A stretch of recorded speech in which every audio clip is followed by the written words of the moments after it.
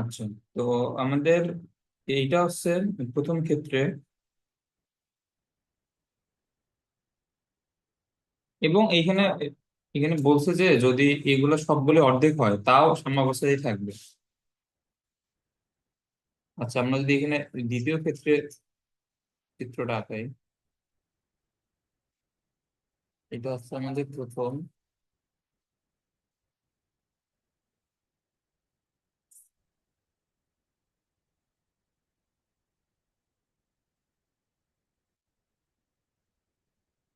আচ্ছা, এখানে আলফা হয়ে যাবে অর্ধেক, অর্থাৎ α/2।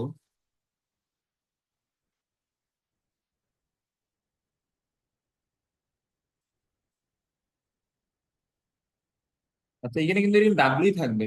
এখানে ডাব্লিউ কি চেঞ্জ হবে? বস্তুটার ওজন, বস্তুর ওজন কিন্তু চেঞ্জ হবে না। তাহলে এখানেও কিন্তু আমাদের তল বরাবর এখন কি থাকবে? P1/2। এইদিকে কি থাকবে? P2/2। আর এই তলের এই প্রতিক্রিয়া কি চেঞ্জ হবে? এটাও চেঞ্জ হবে না, এটা কিন্তু সেমই থাকবে। এটা বুঝছো? হ্যাঁ, বুঝছি। পরে এখানে কিন্তু এখানে প্রতিক্রিয়া চেঞ্জ হবে, কারণ এই যে আমরা তো যখন তল করছিলাম আর সমান কি ছিল বলতো? MG cos theta. mg cos θ। তো এখানে থিটা তো ছিল এই এই মধ্যবর্তী যে কোণটা, তো এখন এখানে আলফা ছিল, আর এখন এখানে কি হয়ে যাবে? cos α/2 হয়ে যাবে না? তখন কিন্তু প্রতিক্রিয়া গুলো চেঞ্জ হয়ে যাবে। এটা বুঝছো যে এটা চেঞ্জ হবে? বুঝছি। আচ্ছা, তো একটা যদি আর হয়, আরেকটাকে আমরা R1 এখানে ধরে নিই, কারণ এখানে আমাদের তো সমাধানের মধ্যে আর অথবা R1 আসবে না। আচ্ছা, এখন আমাদের P1 এবং P2 এর মধ্যে রেশিও দেখাইতে বলছে। হুম।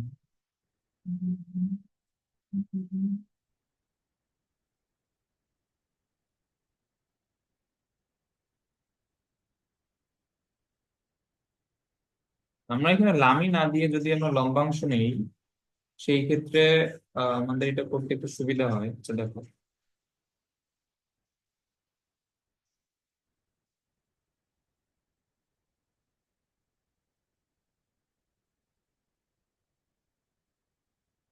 আচ্ছা, প্রথম ক্ষেত্রে আমি যদি এখানে লম্বাংশ নেই, আচ্ছা লম্বাংশটা তুমি আমাদের লম্বাংশ সবসময় তো এক্স অক্ষের ডিরেকশনে ধরাটাই সবচেয়ে বেটার আর কি।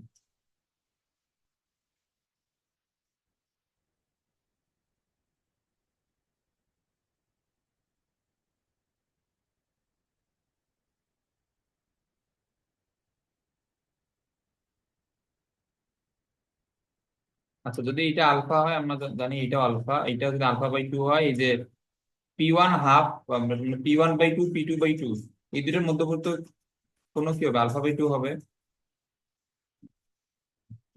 ওকে, তো এখন এখন দেখো, তো আমরা যদি এখানে P2 এর দিকে যদি আমরা লম্বাংশ নেই, তো এটা এটা কি হবে? P2 cos 0, P1 cos α, R cos α + 90। W এর ক্ষেত্রে কি হবে? এই টোটাল কোনটা হবে না? হ্যাঁ, হবে। এটা কত? 3 সমকোণ মানে 270 সমান কি হবে বলো তো?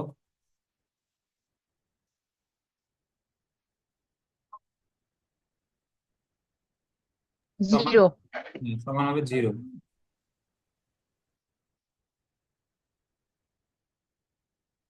তাহলে এটা P2, এটা হচ্ছে cos α।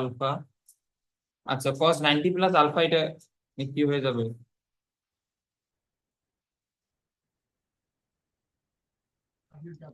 এটা হবে সাইন আলফা। -sin α হবে।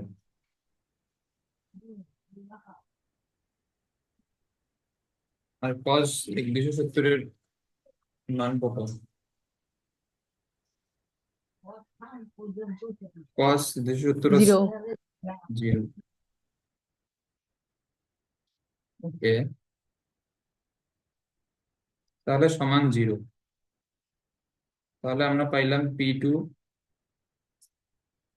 P1 cos আলফা সমান আর সাইন আলফা। আচ্ছা,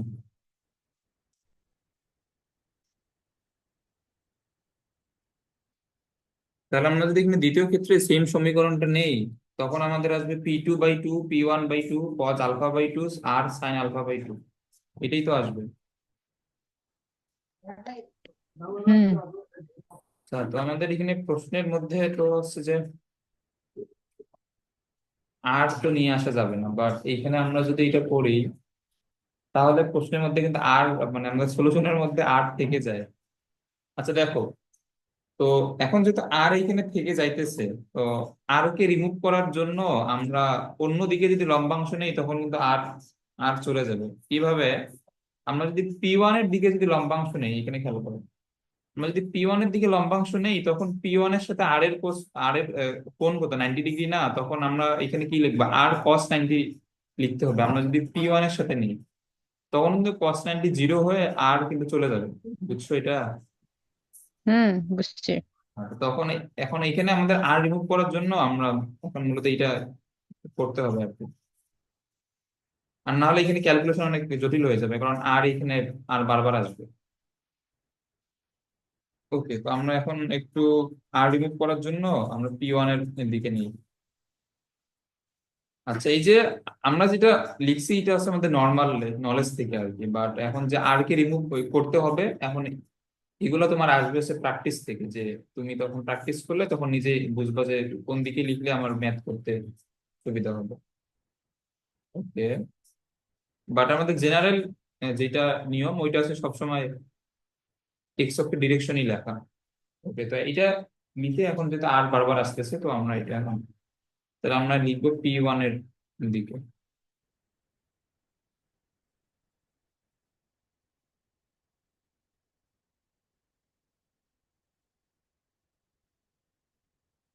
আচ্ছা, তো আমরা যদি P1 এর দিকে লিখি তাহলে এটা হবে P1 cos 0,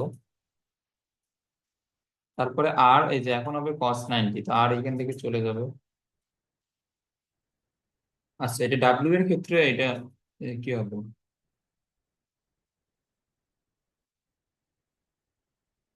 আচ্ছা, এখন এই ডাব্লিউ এর ক্ষেত্রে কোনটা এখানে চিন্তা করো।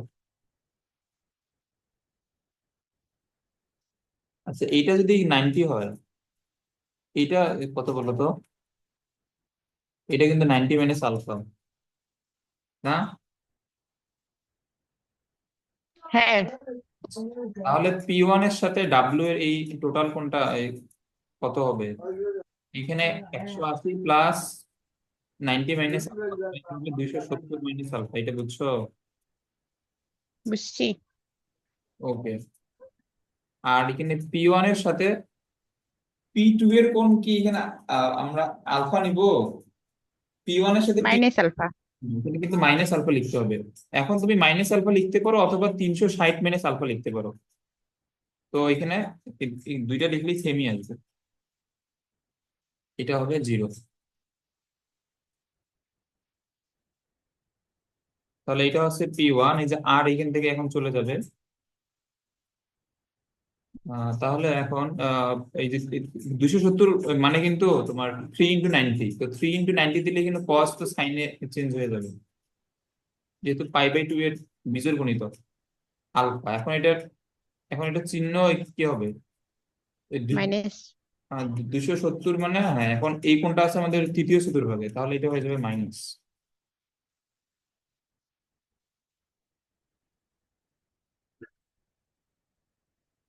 তাহলে এটা হবে মাইনাস। আচ্ছা, প্লাস P1 cos - আলফা মানে প্লাস কস আলফা, আমরা এটা জানি। আচ্ছা সরি, P1 কেন, P2।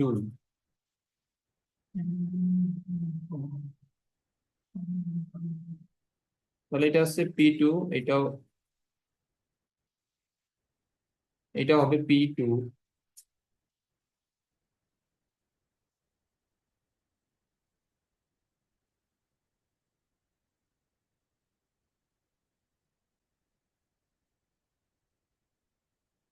এটা একটা করে বুঝছো।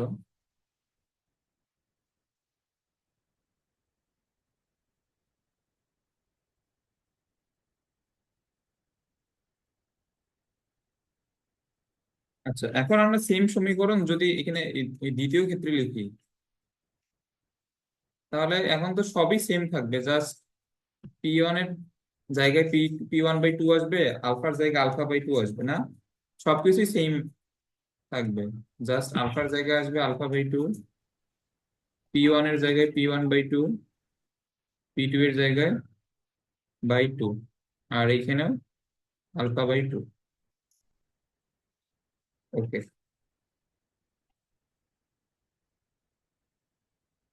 আচ্ছা দেখো, এখন আমাদের প্রশ্নের মধ্যে কিন্তু ডাব্লিউ নাই, মানে সরি প্রশ্ন না, যেটা অ্যান্সার আর কি, যেটা প্রমাণ করতে বলছে।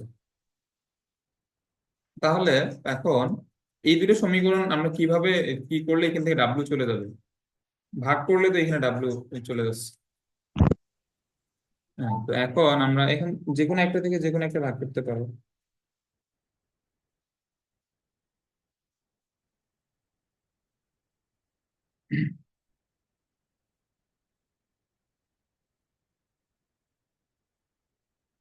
আচ্ছা, তাহলে এখানে, তাহলে 1 আর 2 এখানে ভাগ করলে থাকবে শুধুমাত্র সাইন আলফা, আর এইখানে sin α/2, আর এইখানে উপরে P1 + P2 cos আলফা। আর আমরা যদি এখন এখান থেকে হাফ যদি এখানে কমন নেই, তাহলে এখানে থাকবে P1 + P2 cos α/2। এখন সাইন সাইন আলফাকে এখানে ভাঙাইলে এটা কি হবে বলো তো?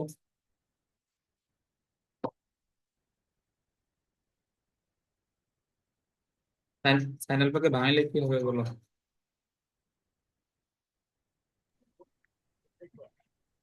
সহজ জিনিস তো, মানে এটা সূত্রে ভাঙাবো।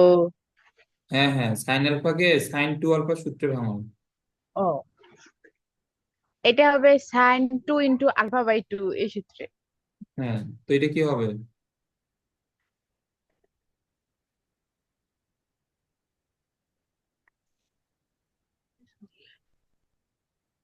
এটা হবে sin α/2 × cos α/2। Two, 2 × sin α/2 × cos α/2। ও, টু থেকে সামনে থাকবে। তো ওইখান থেকে এই যে sin α/2 বাদ যাবে না? হ্যাঁ। তাহলে এখানে থাকবে শুধুমাত্র 2 cos α/2। এটা বুঝছো? এখানে একটা লাইন কম লিখছে আর কি। হুম, বুঝছি। বুঝছো আশা করি। তাহলে এটা হচ্ছে আচ্ছা, এই যে এখানে খেয়াল করো, এখানে হাত কিন্তু নিচে আছে। এখন এখন যদি এটা তোমার যদি এটা উল্টে যায়, এটা এটা কি হবে? এটা হবে 2।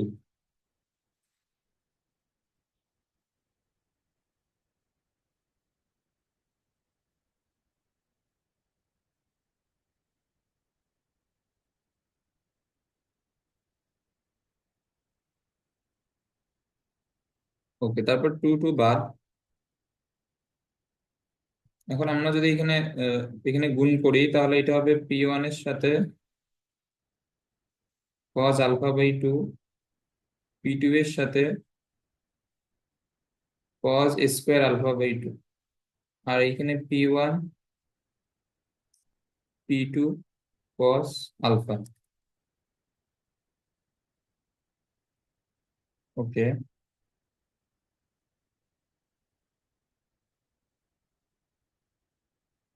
এখন P1 কে আমরা যদি একদিকে এখানে নিয়ে আসি, cos α/2 -1, তারপর P2 হবে cos alpha minus cos² α/2, just এগুলোকে একদিকে নিয়ে এসে কমন নিচ্ছে আর কি। ওকে, এখন এখানে আছে P1। আচ্ছা, এটা তো cos α/2, তো এটা আছে, cos α/2 -1 তো আছে। তারপরে হচ্ছে এখানে P2। এখন এখানে দেখো, এখানে cos আলফা, আর আর এখন এখানে cos² α/2 এর মানে এর সূত্র আছে না? হ্যাঁ আছে তো।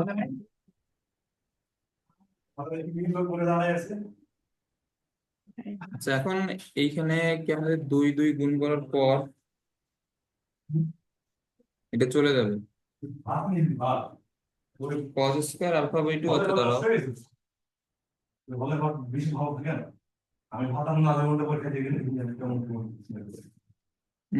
এইখানে P2 এর সাথে cos আলফা মাইনাস,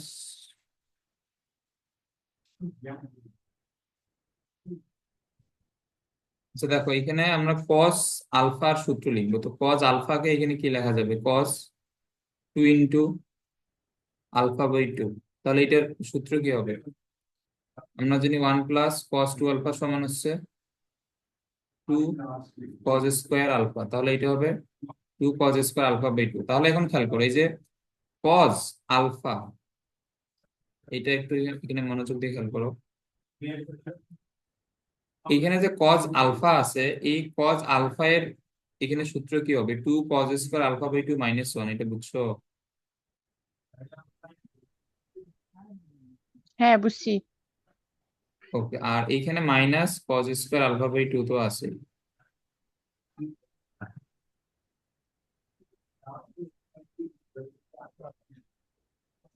আচ্ছা, এখন এইখানে cos আলফা বাই 2 মাইনাস 1, এইখানে দুইটা থেকে একটা বাদ দিলে একটা cos square alpha by 2 minus 1 হবে। আচ্ছা, এখন খেয়াল করো, এখন তুমি ডান দিকে এ স্কয়ার মাইনাস বি স্কয়ারের সূত্র যদি ভাঙায় দাও, এখানে কি হবে? cos alpha by 2 plus 1 into cos alpha by 2 minus 1 হবে না?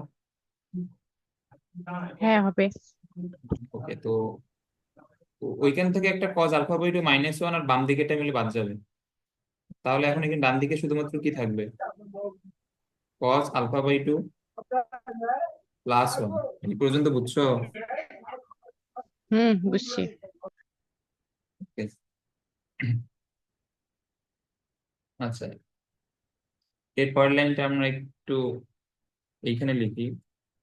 P1 P2, এখন দেখো 1 প্লাস cos 2, এখন এইখানে আলফা বাই 2 আছে, আমি যদি 2 দেই এটা কি হবে? আলফা বাই 4 হবে না? আচ্ছা, এখন P1 P2, এখন এটা কি হবে বলতো? cos 2 আলফা সূত্র কি? 2 cos স্কয়ার আলফা, মানে cos স্কয়ার আলফা বাই 4 হবে। এটা বুঝছো? বুঝছি। ওকে, এখন এখানে আমাদের এইটাই মূলত এখানে বের করতে বলছে। এখানে প্রমাণটা এখানে খেয়াল করো, ধরো এখানে আমাদের প্রমাণ কিন্তু জাস্ট তোমার এখন P1 ডিভাইড বাই P2 কে তুমি যদি P1 এর সাথে ভাগ করে দাও, তাহলে আমাদের প্রমাণটা এখানে মিলে যাবে। এখানে আমাদের যে প্রমাণে যেটা দেখাইতে বলছে P1 অনুপাত P2। আচ্ছা, এখানে লাস্ট লাইনটাও লিখি। দেখো এর এর পরের লাইন হবে P1 ডিভাইড বাই P2। তাহলে এখানে থাকবে 2 cos স্কয়ার আলফা বাই 4 এবং নিচে থাকবে 1, এবং আমাদের এটাই কিন্তু দেখাইতে বলছে। ওকে, এই ম্যাথটা বুঝছো আশা করি। আচ্ছা, তারপরে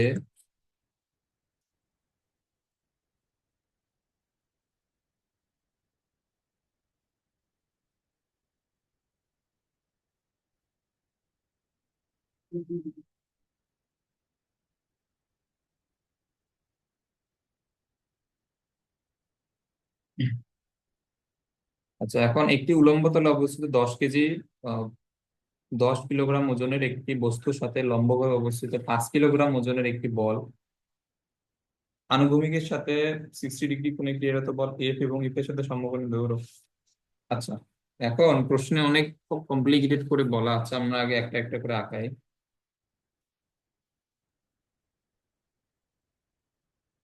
একটি উলম্ব তলে অবস্থিত 10 কিলোগ্রাম উলম্ব তল অবস্থিত 10 কিলোগ্রাম ওজনের একটি বস্তুর সাথে লম্বভাবে অবস্থিত 5 কিলোগ্রাম ওজনের একটি বল আনুভূমিকের সাথে 60 ডিগ্রি কোণে এফ বল এবং এফ এর সাথে সমকোণে আর বল সাম্যাবস্থার সৃষ্টি করছে। আচ্ছা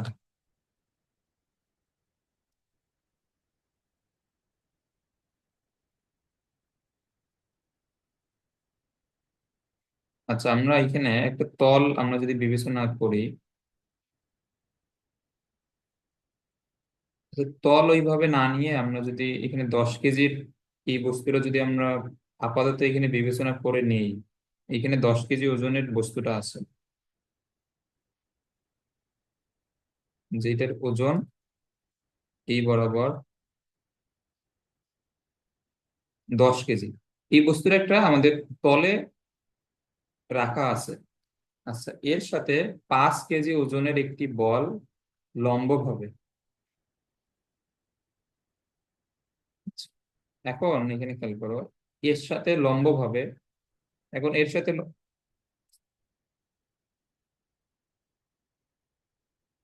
কারো কি নেট আছে রে? রোহান, মনে আছে? হ্যাঁ, দিতে একটু